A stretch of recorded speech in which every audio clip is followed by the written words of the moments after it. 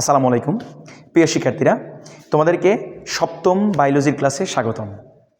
আজকে আমরা জীবন পাঠ চ্যাপ্টারটার লাস্ট ক্লাস করব, মানে মূল বইয়ের আলোচনার লাস্ট ক্লাস। এরপরে আরও হয়তো 2-3টা লেকচার আসবে, সেগুলো সিকিউ, এমসিকিউ, তারপরে ওয়ান শট, এরকম কিছু ক্লাস কিন্তু কিছু আসবে।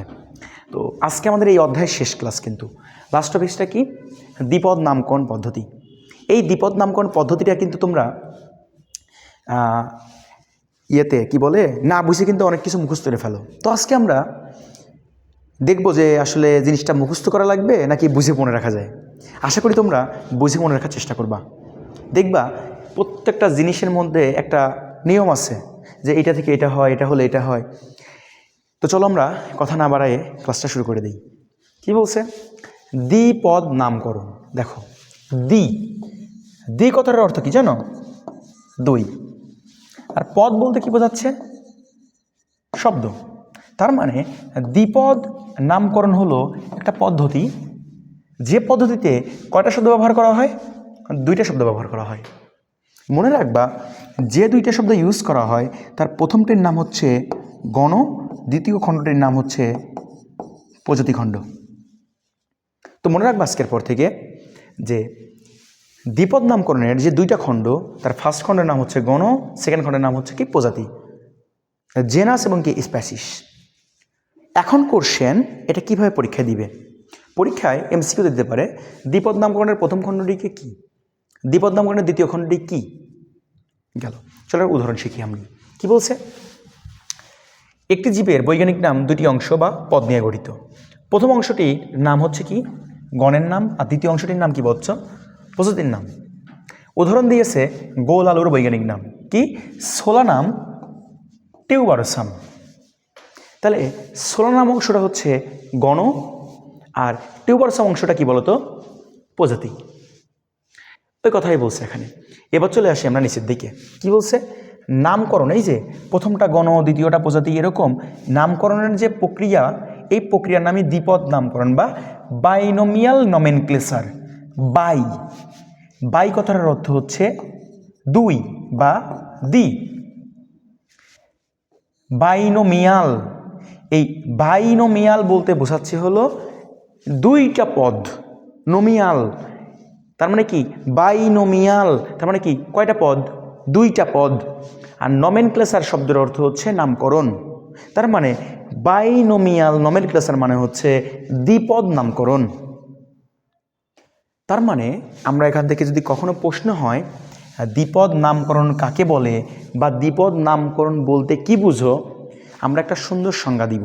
তবে সংজ্ঞাটা এখন না, একটু পরে শেখাই, তাহলে তোমার মনে থাকবে। কেন? তার কারণটা তুমি নিজেই বুঝতে পারবা। এরপরে আমরা চলে আসি নিচের দিকে।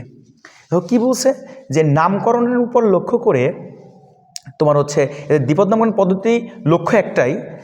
কি লক্ষ্যটা? সেটা হচ্ছে কি? যে এই বিচিত্রময় জীবজগতের প্রতিটি জীবকে আলাদা নামে সঠিকভাবে জানা। যেমন দেখো তো, এই পুরো পৃথিবীতে মানুষের সংখ্যা কিন্তু প্রায় 850 কোটি।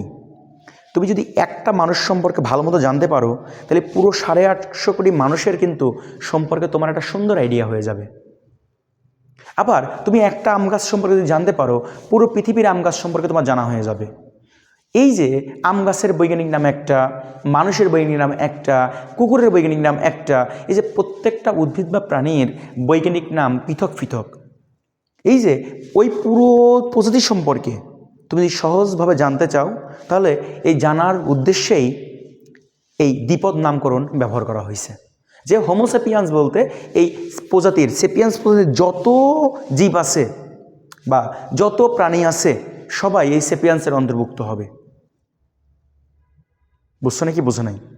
এক কথা, যারা বৈশিষ্ট্যে একাধিক মিল, তোমার সাথে কার বৈশিষ্ট্য মিল? আমেরিকানদের, আফ্রিকানদের, তোমার সাথে চীনাদের মিল। তার মানে কি? এই সবাইকে একটা প্রজাতির অন্তর্ভুক্ত করব। তাহলে একটা প্রজাতি সম্পর্কে জানা মানে কি? পুরো মানুষ সম্পর্কে জানা হয়ে গেল আমার। এটা এখানে বুঝিয়েছে।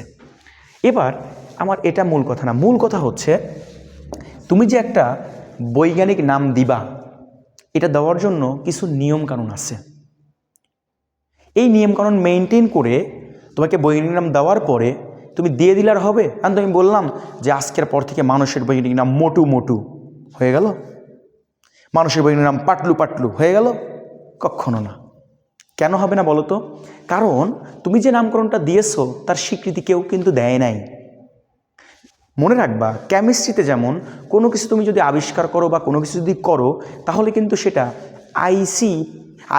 IUPAC কর্তৃক স্বীকৃত হতে হবে। কিন্তু IUPAC এটি কিন্তু একটা কেমিস্ট্রি কিন্তু একটা সংস্থা।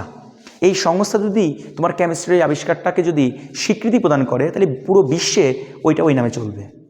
ঠিক একইভাবে কোনো দ্বিপদ নামকরণকে যদি কেউ মানে তোমার হচ্ছে স্বীকৃত তুমি করতে চাও, তাহলে তোমাকে ICBN বা ICZN এটার সহায়তা নিতে হবে। জিনিসটা কি? তুমি সাপোজ কোনো একটি দ্বিপদ নামকরণ দিলা, কেন দিলা, কারণ কি, ওই জীবের বৈশিষ্ট্যগুলো কি, এই সম্পূর্ণ জিনিসটাকে তোমাকে একটা নথিতে লিখতে হবে, একটা পুস্তক আকারে প্রকাশ করতে হবে, সেইটা তোমাকে জমা দিতে হবে। এবার সংস্থা থেকে যদি তোমার এই নামটা পরিবর্তন করে দেয় বা যদি স্বীকৃত দেয় যে এই মানে জীবের বৈজ্ঞানিক নামটা এটা হবে, তাহলে পরে পুরো বিশ্ব পরবর্তীতে ওই জীবের বৈজ্ঞানিক নাম ওটা হিসেবে চিনবে। তুমি মানুষের নাম দিলা মোটু। এখন কেন দিলা তার কারণ বিশ্লেষণ সহ তুমি যদি মানুষকে প্রচুর গবেষণা করে এর পরীক্ষালব্ধ ফলাফলটা লিখিত আকারে যদি জমা দাও সংস্থাতে, তাহলে সংস্থা যদি তোমাকে স্বীকৃতি দেয়, তাহলে হোমোসেপিয়েন্স বাদ হয়ে পুরো বিশ্বের মানুষের নাম হয়ে যাবে মোটু। আশা করি আমার কথা বুঝতে পারছো। এখানে দেখো এটাই বলছে যে জীবের বৈজ্ঞানিক নাম নির্ধারণ করার জন্য দেখো উদ্ভিদের জন্য কি করা হয়েছে, যে international code of botanical nomenclature বা ICBN, এমনকি প্রাণীর জন্য international code of zoological nomenclature কর্তৃক স্বীকৃত নিয়ম অনুসারে হতে হবে। এক কথা, এই ICBN বা ICZN এর যে স্বীকৃত কিছু নিয়ম আছে, ওই নিয়ম মেনে তোমাকে নামকরণটা করতে হবে। এরপরে প্রকৃতপক্ষে এই কোড পুস্তক আকারে লিখিত একটি দলিল। নামকরণ ল্যাটিন শব্দ হওয়ায় কোনো জীবের বৈজ্ঞানিক নাম সারা বিশ্বে একই নামে পরিচিত হয়। এখান থেকে কী বুঝলা বা প্রশ্নই বা করবে কীভাবে? মনে রাখবা, এখান থেকে একটা জিনিস তোমার আসতে পারে, সেটা হলো ICBN এর পূর্ণরূপ কী, ICZN এর পূর্ণরূপ কী। কোশ্চেন আসতে পারে তোমার যে আমরা এই বৈজ্ঞানিক নামকে দেওয়ার পরে সেটি কোথা থেকে স্বীকৃতি নিব? অ্যান্সার দিবা ICBN বা ICZN। তোমরা তো ছোট, তোমাদের বইগুলোতে এখানে কোড লেখা, তাই না? কিন্তু এটাকে উচ্চ শ্রেণীর বইগুলোতে কমিশন লেখা আছে। কি লেখা আছে? কমিশন। এখন ব্রেনে প্রশ্ন আসলো যে ICBN এর এই সিতে কোড হবে নাকি কমিশন হবে? তোমরা অবশ্যই পরীক্ষায় কোডই দিবা। তাইলে ভাই আমাদের কি ভুল আছে? না, ভুল নাই। মনে রাখবা, কমিশন একটা জিনিস, কোড আর একটা জিনিস। কমিশনটা হলো সংস্থা। কমিশনটা কি বলতো? সংস্থা। আর ICBN এই যে কোড ইউজ করতেছো, এই কোডটা হচ্ছে, দেখো বলছে কোড, এই কোড হলো পুস্তকারে লিখিত একটা দলিল। মানে তুমি যে বৈজ্ঞানিক নামটা দিয়েছো, কিসের প্রেক্ষিতে দিয়েছো, কিভাবে দিয়েছো, তার নিয়মকানুনগুলো বা তার সব কিছু তুমি একটা দলিল আকারে যে প্রকাশ করতেছিলে কোড। আর এইটা যে সংস্থা স্বীকৃতি দিবে সেটা হচ্ছে কি বলতো? কমিশন। তো তোমাদের বইতে কোড উল্লেখ করা আছে, তোমরা কোডই পড়বা আপাতত। হ্যাঁ, তোমাদের পরীক্ষায় কোড দিয়ে তোমরা অ্যান্সার দিবা। তো মনে রাখবা আজকের পর থেকে যে যদি প্রশ্ন হয় দ্বিপদ নামকরণ কাকে বলে, তুমি সুন্দর মতো একদম ক্লিয়ারলি অ্যান্সার দিবা। একটি গণনামের শেষে একটি প্রজাতিক পদ সংযুক্ত করলে সেটি যদি ICBN অথবা ICZN কর্তৃক স্বীকৃত হয়, তাহলে তাকে দ্বিপদ নামকরণ বলা হয়, এর পদ্ধতি বলা হয়।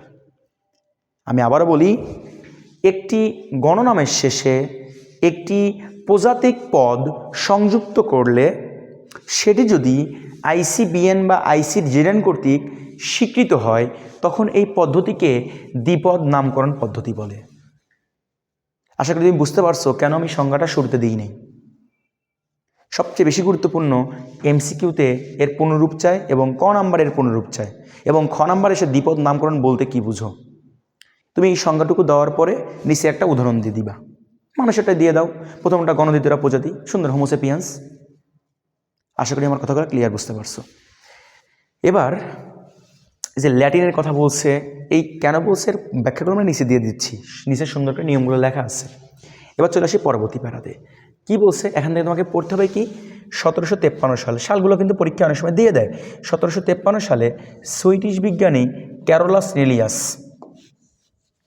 কোন দেশের বিজ্ঞানী? সুইডিশ বিজ্ঞানী ক্যারোলাস লিনিয়াস তিনি স্পেসিস প্লান্টারাম, কথাটা খুবই ইম্পর্টেন্ট, এটা একটা বই কিন্তু, এটা পুস্তক, এই স্পেসিস প্লান্টারাম বইটা রচনা করেন। এবং মনে রাখবা এই স্পেসিস প্লান্টারাম বইটা রচনা করেন, এই বইয়ের ভিতরেই তিনি সর্বপ্রথম দ্বিপদ নামকরণ জিনিসটা উল্লেখ করেন। যেহেতু তিনি সর্বপ্রথম দ্বিপদ নামকরণ তার নিজের বইতে তিনি কিন্তু প্রকাশ করেছেন, তাই তিনি যেহেতু দ্বিপদ নামকরণের প্রথম প্রবর্তক, মানে প্রথম দিছে, তাই তাকে দ্বিপদ নামকরণের প্রবর্তক বা জনক বলা হয়। তো এই এমসিকিউটা কিন্তু আসে পরীক্ষায় অনেক সময়, যে দ্বিপদ নামকরণের প্রবর্তক বা দ্বিপদ নামকরণের জনককে, তুমি অ্যান্সার দিয়ে দিবা ক্যারোলাস লিনিয়াস। লাইনটা আছে কোথায় দেখো তো, এই যে তিনি দ্বিপদ নামকরণ কি করেন? প্রবর্তন করেন। যেহেতু তিনি দ্বিপদ নামকরণ প্রবর্তন করেন, সুতরাং তিনি দ্বিপদ নামকরণের প্রবর্তক বা দ্বিপদ নামকরণের কি বলতো? জনক। এমসিকিউর জন্য কিন্তু খুবই খুবই ইম্পর্টেন্ট এমসিকিউ, কথাটা মাথায় রেখো, পরীক্ষা কিন্তু আসবে। বাকিটুকু তুমি রিডিং করে নিবা। এবার নিচের দিকে দেখো, এই পদ্ধতি অনুযায়ী তোমার জীবের কি, তোমার এই পদ্ধতি অনুযায়ী প্রতিটি জীবের নামকরণের পদ্ধতি দেওয়া আছে। ভাইয়া এই যে জিনিসটা ABCD করতে করতে পরবর্তী পৃষ্ঠায় আছে, এটা সিকিউর জন্য ইম্পর্টেন্ট, এটা সিকিউতে দিয়ে দেয়, এই জিনিসগুলো সিকিউতে দিয়ে দেয়, কিন্তু একটু কষ্ট করে তোমাকে সিকিউর জন্য এই প্রত্যেকটা পয়েন্ট কিন্তু পড়তে হবে। মজার জিনিসটা দেখো একটু, আমরা কি মুখস্থ করব? না, দেখো এখানে বইতে যা ওনারা লিখে রাখছে আমরা এটি একটু পরে পড়ি, আমরা আমাদের নিয়মটা একটু শিখে আসি। সাপোজ ধরো মানুষের বৈজ্ঞানিক নাম আমি লিখলাম হোমো সেপিয়েন্স। এখন প্রথম কথা, দ্বিপদ নামকরণ হতে হলে তোমার দুইটা জিনিস লাগবে, সেটা হলো কি? একটা গণখণ্ড, একটা কি প্রজাতিক খণ্ড। তো আমি হোমোটা হচ্ছে মানুষের বৈজ্ঞানিক নামের গণ, সেপিয়েন্সটা কি তোমার হচ্ছে প্রজাতি। তার মানে একটি গণনামের শেষে একটা কী লাগবে? প্রজাতির নাম। দেখো তো গণনামের প্রথম যে লেটারটা, এই লেটারটা কি ক্যাপিটাল লেটার না, মানে বড় হাতের অক্ষর না? যেহেতু বড় হাতের, এই ইসটা বড় হাতের, সুতরাং মনে রাখবা গণমের প্রথম লেটার সবসময় আমরা কী লিখব? বড় হাতের লিখব। আর বাদ বাকি দেখো তোমার সেপিয়েন্সটা প্রজাতির সবগুলোই কি ছোট হাতের। এক কথা, গণ এবং প্রজাতির শুধু গণর প্রথম লেটারটা বড় হাতের, বাদ বাকি সব কি ছোট হাতের। যদি তুমি এটাকে তোমার হচ্ছে হাতে লেখো, তাহলে নিজ দিয়ে অবশ্যই কী দিতে হবে বলো তো? আলাদা আলাদা পৃথক পৃথকভাবে দুইটা টান দিতে হবে। নাম্বার 3, যদি এইটাকে তুমি হচ্ছে ইটালিক হরফে লেখো, তাহলে ভাই মনে রাখবা এটাকে একটু তোমাকে যেভাবে একটু বাঁকা করে লিখতে হবে, আচ্ছা, এবার প্রশ্ন হলো এর ভাষা কি হবে আর এর অক্ষরটা কি হবে? মনোযোগ দাও, একটু মনোযোগ দিও। এর ভাষা হবে মনে রাখবা ল্যাটিন, এর ভাষা মনে রাখবা কি ল্যাটিন। আর এর অক্ষরটা কি? ইটালিক। এখন প্রশ্ন, এর ভাষা ল্যাটিন আর ইটালিক, এই দুটো আমি মনে রাখবো কেমনে? এর ভাষা ল্যাটিন আর অক্ষর ইটালিক মনে রাখবো কেমনে? মনে রাখার একটা দারুণ পদ্ধতি আছে, দেখো তো ভাইয়া। ভাষা, দেখো তো ভাষা, আচ্ছা ভাষার ইংরেজি কি বলো তো? ল্যাঙ্গুয়েজ না? ল্যাঙ্গুয়েজ, ভাষার ইংরেজি কি? ল্যাঙ্গুয়েজ। এই যে ল্যাঙ্গুয়েজটা, এই ল্যাঙ্গুয়েজের ল্যাতে কি দেখো তো? ল্যা মিল আছে না? তার মানে ভাষার ইংরেজি যদি ল্যাঙ্গুয়েজ হয়, তাহলে ওই ল্যাতেই কি ল্যাটিন। তার মানে ডিরেক্ট মনে রাখবো ভাষাটা কি বলো তো? ল্যাটিন। ভাষাতে যদি তুমি মনে রাখতে পারো ল্যাটিন, তাহলে মনে রাখবা যে অক্ষর কি ইটালিক, এমনি মনে থাকবে। আশা করি তোমাদের অসুবিধা হওয়ার কথা না। এবার চলো আমরা ওনাদের সিস্টেমের মধ্যে যাই। ওনারা কি বলছে দেখো। এক নম্বর কি বলছে? এক নম্বর বলছে যে নামকরণ ল্যাটিন ভাষায় কিংবা ল্যাটিন ভাষার মতো করে উপস্থাপন করতে হবে। তাহলে নামকরণের ভাষাটা কেমন? ল্যাটিন ভাষা। খুবই গুরুত্বপূর্ণ একটা এমসিকিউ। এরপর নিচের দিকে দেখো একটু ব্যাখ্যা দিছে ওরা, যে তরুণ প্রাণী বিজ্ঞানী সাজিদ আলী হাওলাদার সম্প্রতি নতুন প্রজাতির একটা ব্যাঙ আবিষ্কার করেছে, যা কেবল ঢাকায় পাওয়া যায়। ব্যাঙটির বৈজ্ঞানিক নামকরণ করা হয়েছে হলো জাকেরানা ঢাকা। ঢাকায় পাওয়ার জন্য ঢাকা। আর জাকের রানা কেন নামকরণ করা হইলো? কারণ দেখো ঢাকা বিশ্ববিদ্যালয়ের প্রাণিবিদ্যা বিভাগের প্রতিষ্ঠাতা কাজী জাকের হোসেনের প্রতি সম্মান দেখিয়ে এই গণনামটা কী লেখা হয়েছে বলো তো? জাকের রানা রাখা হয়েছে। এক কথা গণনামটা হচ্ছে জাকের রানা রাখছে স্যারের প্রতি সম্মান দেখিয়ে, আর ঢাকাতেই ব্যাংক পাওয়া যাচ্ছে জন্য নাম লিখে দিয়েছে ঢাকা। তাহলে প্রথমটা হলো গণনাম, দ্বিতীয়টা কি? প্রজাতির নাম। এই ভাষাটা অবশ্যই তোমার কি বলছে মনে রাখবা যে এই ভাষাগুলো অবশ্যই কী হওয়া লাগবে বলো তো? ল্যাটিন ভাষায় হতে হবে। কী ভাষায় হতে হবে বলো তো? ল্যাটিন ভাষায় হতে হবে। কী ভাষায়? ল্যাটিন ভাষায় হতে হবে। এবার একটা মজার জিনিস ফলো করে দেখো, সেটা হচ্ছে তোমার হচ্ছে 2 নম্বর পয়েন্ট। কি বলছে? যে বৈজ্ঞানিক নামের দুটো অংশ থাকবে। প্রথমটার নাম কি? গণ, দ্বিতীয়টার নাম কি বলো তো? প্রজাতিক নাম। যেমন লেবীয় রহিতা ঢাকা বিশ্ববিদ্যালয়ে ভর্তি পরীক্ষা 2015 সালে আসছিল। হ্যাঁ, শুধু এটা না, এসএসসি পরীক্ষায় অনেকবার আসছে। হ্যাঁ, লেবীয় রহিতা, লেবীয়টা কি? গণ, আর রহিতাটা কি? প্রজাতি। দুইটা খণ্ড। এখানে রুই মাছের প্রথমটা হলো গণ, দ্বিতীয়টা কি? প্রজাতি। আশা করি বুঝতে পারছো, একদম ইজি এগুলা। সি নাম্বার, জীবজগতের প্রতিটি বৈজ্ঞানিক নামকে অনন্য হতে হয়, মানে কারোর সাথে কারোটা মিলা যাবে না। কারণ একই নাম দুটি পৃথক জীবের জন্য ব্যবহারের কোনো কি নাই, অনুমতি নাই। কারণ মানুষের বৈজ্ঞানিক নাম হোমোসেপিয়ান্স, এখন মনে করো বাঘের বৈজ্ঞানিক নামও হোমোসেপিয়ান্স, তাহলে কি দুইটা এক হইলো? তাহলে কি যখন হোমোসেপিয়ান্স বলো তখন বাঘকেও বোঝাবে, মানুষকে বোঝাবে, তখন তুমি স্পেসিফিকভাবে কাউকে তো বোঝাতে পারতিস না। সুতরাং এটা হতে হবে অনন্য, মানে যে জীবের জন্য ওইটাই ফিক্সড। ডি নাম্বার, বৈজ্ঞানিক নামের প্রথম অংশের প্রথম অক্ষর কি? বড় হাতের, বাকি সব অক্ষর কি হবে বলো তো? ছোটো হাতের। অলরেডি আমি বলে দিয়েছি কিন্তু এগুলা, যে গণনামের প্রথম অক্ষরটা কি বলো তো? বড় হাতের, বাকি সব কি? ছোটো হাতের হবে। দেখো দ্বিতীয় অংশের সবগুলোই কি? ছোটো হাতে লিখতে হবে। যেমন পেঁয়াজের বৈজ্ঞানিক নাম অ্যালিয়াম সিপা, দেখো এটা কি? বড় হাতের, বাদ বাকি সবই কি? ছোটো হাতের, মনে রাখবা। সিংহ প্যান্থেরা লিও, প্রথমটা পি, দেখো বড় হাতের, বাদ বাকি সবই কি? ছোটো হাতের। আশা করি বুঝতে পারছো। কি বলছে? বৈজ্ঞানিক নাম মুদ্রণের সময় সর্বদা কি অক্ষর? ইটালিক অক্ষর। Important MCQ. সর্বদা কি অক্ষর? ইটালিক অক্ষরে লিখতে হবে। একটু পড়ে নিবা সুন্দর করে। আমরা পলিটেকনিক দিয়ে শিখাই দিচ্ছি যে ভাষা হবে ল্যাটিন আর অক্ষর হবে কি? ইটালিক। যেমন ধান অরাইজা স্যাটাইভা, কাতল কাতলা কাতলা। ভাইয়া একটু কাইন্ডলি মাথার মধ্যে রেখে দিয়ে, এগুলো কিন্তু এমসিকিউতে আসে। এফ নাম্বার, হাতে লেখার সময় গণ ও প্রজাতিক নামের নিচে আলাদা আলাদাভাবে কী দিতে হবে বলো? দাগ দিতে হবে। যেমন অরাইজা স্যাটাইভা, কাতলা কাতলা। অলরেডি আমি কিন্তু তোমাদেরকে আগেই বুঝিয়ে ফেলেছি যে তুমি গণ এবং প্রজাতির নামটা যদি হাতে লেখো, এই হাতে লেখার সময় মনে রাখবা পৃথক পৃথকভাবে টান দিতে হবে। আবার কেউ চালাকি করে ফুল টান দিয়ে দিও না, এটা কিন্তু হবে না ভাইয়া। গণের নামে আলাদা টান, প্রজাতির নামে কী বলো তো? আলাদা টান। আর যদি না দাও, স্যার কিন্তু পরীক্ষা হলে কেড়ে দিতে পারে। কথাটা মাথার মধ্যে রেখে দিও। এবার চলে আসে নিচের পয়েন্টে। জি নাম্বার পয়েন্ট কি বলছে?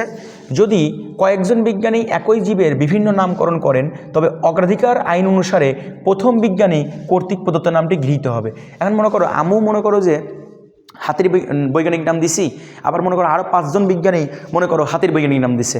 এখন আমি মনে করো সবার প্রথমে দিয়েছি, তাহলে মনে রাখবা আমারটা কি বলো তো? অগ্রাধিকার আইন অনুযায়ী স্বীকৃত হবে, বাকিগুলো কি স্বীকৃত হবে না। এবার চলে আসো তোমার এইচ নাম্বারটা। কি বলছে? যিনি প্রথম জীবের বিজ্ঞানসম্মত নাম দিবেন, তার নাম প্রকাশের সালসহ উক্ত জীবের বৈজ্ঞানিক নামের শেষে, মানে সংক্ষেপে তোমার হচ্ছে তার নামের শেষে কি? সংক্ষেপে কি সংযোজন করতে হবে। যেমন একটা মজার জিনিস ফলো করো, হোমো সেপিয়ান্স এল। এখানে এই বৈজ্ঞানিক নামটা মনে করো দিয়েছে বিজ্ঞানী লিনিয়াস, তাই তার নামের প্রথম অক্ষর কি বলো তো? লিনিয়াস এল, তাই এল দিয়ে ডট দিয়ে রাখছে। প্রকাশ করতে হবে কিন্তু কি? সংক্ষেপে। এই যে বলে দিচ্ছ কি সংক্ষেপে তুমি সংযোজন করতে পারবা। তুমি চাইলে পরে শেষে তুমি সালও কিন্তু দিতে পারতা।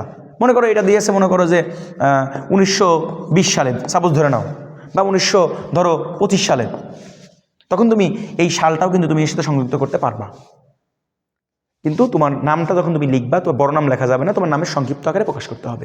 আশা করি বুঝতে পারছো। মনে করো আমি মনে করো যে মানুষের বৈজ্ঞানিক নাম দিলাম মনে করো যে মোটু মোটু, MOTU মোটু, MOTU মোটু মোটু, এই যে মোটু মোটু। তাহলে আমার নাম কি? মিজান। তাহলে আমি কি করব? এই মিজানের প্রথম অক্ষর কি? এম দিয়ে রাখলাম ডট দিয়ে। আমার কি? তোমার মনে করো যে এই দিলাম কবে এটা? আজকে কত তারিখ বলো তো? আজকে হলো তোমার হচ্ছে ফেব্রুয়ারি মাসের কয় তারিখ? তোমার হচ্ছে 13 তারিখ। তাহলে আমি দিলাম যে আজকে হচ্ছে 2000 কত সাল? 26 সাল দিয়ে দিলাম সংক্ষেপে। কিন্তু ভাইয়া সাধারণত ইউজ করা হয় না, খুবই কম ইউজ করা হয়। তুমি চাইলে পরে দিতে পারবা, তুমি যদি মনে করো দিব দিতে পারবা। আচ্ছা, এবার কি বলছে? কিছু বৈজ্ঞানিক নাম কিছু নিচে দেখো দেওয়া আছে। এলে তোমার কিন্তু পরীক্ষায় এমসিকিউতে গণহারে চলে আসে। এমনকি কিছু চালাকি করে প্রশ্ন করে, যেমন এই যে রয়্যাল বেঙ্গল বাঘ, বুঝছো, রয়্যাল বেঙ্গল টাইগার, হালুম। এই যে রয়্যাল বেঙ্গল টাইগার, যেটা এই রয়্যাল বেঙ্গল টাইগার কিন্তু আমাদের কি জাতীয় পশু না? ভুল বললাম? জাতীয় পশু কি রয়্যাল বেঙ্গল টাইগার না? এটা না দিয়ে দিবে জাতীয় পশুর বৈজ্ঞানিক নাম কি? শাপলা, জাতীয় ফুল, কাঁঠাল, জাতীয় ফল। তাহলে জাতীয় ফুল, জাতীয় ফল, জাতীয় ফুল এরকমভাবে তোমাকে কিন্তু প্রশ্ন করতে পারে। তারপর তোমার হচ্ছে কি বলে, এই যে জাতীয় পশু কি? আবার প্রশ্ন আসতে পারে, সিংহ বললাম না উপরে, বনের রাজার বৈজ্ঞানিক নাম কি? বনের রাজা সিংহ। যেমন স্যাররা কিন্তু দুষ্টুমি করে কোশ্চেনগুলো কিন্তু তোমাদের দিয়ে দিতে পারে। সুতরাং তোমরা একটু পড়ার সময় এভাবেই পড়বা, যে প্রশ্ন আমাদের এভাবে আসতে পারে কিন্তু। কি? ধান, অরাইজা সেরাইভা, পাট, কর্করাস ক্যাপসুলারিস। শোনো ভাই, একটা কথা বলি তোমাকে, এই বৈজ্ঞানিক নামের উচ্চারণগুলা তোমাকে একদম পারফেক্টলি যে শেখা লাগবে, আমি এটা কখনোই এর তোমার হচ্ছে পক্ষে না। কেন? কারণ আমাদের এক্সাম সিস্টেমটা কেমন লিখিত, তুমি এমনভাবে মুখস্থ করবা বা এমনভাবে পড়ে ফেলবা যেন তুমি পরীক্ষার হলে বানানগুলো ভুল না করো। তোমাকে তো আর এমসিকিউতে বলা হবে না যে একটু ভয়েস রেকর্ড দাও, তো ভয়েস রেকর্ড করে সাইডে দিলা যে মানুষের বৈজ্ঞানিক নাম হোমো সেপিয়ান্স দিয়ে তুই ভয়েস ক্লিপ করে আটকায় দিলা খাতার সাথে। যখন বোর্ডে এক্সাম হবে তখন কি তোমার ওই খাতার স্যার ওই ক্লিপ অন করে তুই মানে শুনবে? আমাদের বাংলাদেশে তো উন্নত না, আমাদের লিখে দিয়ে আসতে হবে ভাই। আমাদের বাংলাদেশের এক্সাম সিস্টেম কীরকম? লিখিত। সুতরাং তোমাকে লিখিত পূরণ করতে হলে এমসিকিউতে আসবে। সুতরাং তুমি এমনভাবে উচ্চারণগুলো শিখবা যেন তোমার বানানটা ভুল না হয়। কারণ তুমি যেভাবে পারো মনে রাখবা, তুমি সোজা কথা শেষ। তুমি একইভাবে স্টেপ বাই স্টেপ প্রত্যেকটা এখানে যেগুলো আছে, আম, ম্যানজিফেরা, ইন্ডিকা, কাঁঠাল, অর্টোকার্পাস, তোমার হচ্ছে হেরাডোফাইলাস, শাপলা, ন্যামফিয়া, নৌচালি, জবা, হিবিস্কাস, রোজা সাইনেন্সিস, তারপর তোমার হচ্ছে কলেরা জীবাণু, ভিব্রিও কলেরি, তারপর ম্যালেরিয়া জীবাণু, প্লাসমোডিয়াম ভাইভ্যাক্স, তারপর তোমার কি আরশোলা, তোমার হচ্ছে পেরিপ্লানেটা আমেরিকানা, মৌমাছি, অ্যাপিস ইন্ডিকা, তারপর তোমার ইলিশ, টেনিওলোসা ইলিশা, কুনো ব্যাং, দত্তফাইরাস, তোমার হচ্ছে মিলানোস্টিকটাস, দোয়েল পাখি, কপসাইকাস সেলোরেস, তারপর তোমার হচ্ছে royal Bengal tiger, Panthera Tigris, মানুষ, হোমোসেপিয়ান্স। তুমি যেভাবে পারো, আমি উচ্চারণগুলো বলে দিলাম, যেভাবে পারো তুমি মনে রাখার চেষ্টা করবা। এখন প্রশ্ন তোমার মনে একটা জিনিস নিয়ে হতে পারে যে কোনো ব্যাঙের বৈজ্ঞানিক নাম কারণ দুইটা লেখা এখানে মনে রাখবা। আগে লেখা হয়তো হচ্ছে বুফো দিয়ে, গণনামাকটা বুফো ছিল, বাট এই যে দত্তফাইরাস লেখা আছে না, এটা আসলে এই কোনো ব্যাঙের পরবর্তীতে যে বিজ্ঞানী যে নামটা দিয়েছে, আসলে তার নাম থেকেই গণনামটা আসছে। ইনি একজন বিজ্ঞানী, এই বিজ্ঞানীর সম্মানার্থে তিনি যেহেতু নিজে এই নামকরণটা করছে, তিনি ব্যাঙ নিয়ে প্রচুর গবেষণা করছিল। পরবর্তীতে কোনো ব্যাঙ নিয়ে দেখা গেছে যে বুফো দিয়েছিল তার চাইতে এটা বেশি অ্যাপ্রোপ্রিয়েট, তাই বর্তমানে ওই ওনার সম্মানার্থে নামটা পরিবর্তন করে এটা দেওয়া হয়েছে। তুমি পরীক্ষার হলে অবশ্যই কি প্রথমটা দেওয়ার চেষ্টা করবা। যদি অপশানে না থাকে এমসিকিউতে, তাহলে তুমি পরটা দিবা। আশা করি বুঝতে পারছো। আমাদের কিন্তু এই অধ্যায় কিন্তু আর কিছু নাই, এখানে এমসিকিউ আছে কিছু। আমরা এমসিকিউ এবং সৃজনশীল নিয়ে শুধু এই দুইটা না, আমরা মানে অসংখ্য এমসিকিউ এবং সৃজনশীল নিয়ে আলোচনা করব পরবর্তী ক্লাসগুলোতে। আশা করি তোমরা এই অধ্যায়ের উপরে যে 7টা আমি লেকচার নিলাম, তোমরা এই শুরু থেকে এই 7টা লেকচার খুব সুন্দর মতো দেখো। আশা করি তোমাদের এই চ্যাপ্টারটাতে আর কোনো অসুবিধা হবে না। আমি পরবর্তীতে তোমাদের এই চ্যাপ্টার মানে এই অংশের যে ক্লাসটা শেষ হয়ে গেল তো নাই, তার মানে এই চ্যাপ্টারটার যে সিকিউ আছে, যে এমসিকিউ আছে, যে এসকিউ আছে, প্রতিটা জিনিসই আমি স্টেপ বাই স্টেপ তোমাদের লেকচার আকারে দিয়ে দিব। এবং শেষে আমি একটা ওয়ান শট ক্লাস নিতে পারি, তোমরা যদি চাও ওয়ান শট ক্লাস নিয়ে আমি এটা তোমাদেরকে দিয়ে রাখবো।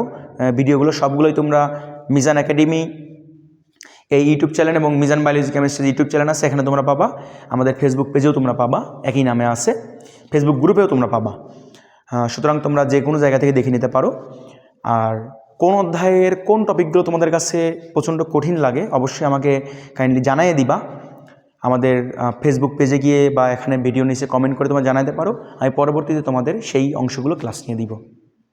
সবাই ভালো থেকো, সুস্থ থেকো, আমার জন্য দোয়া রেখো। আসসালামু আলাইকুম।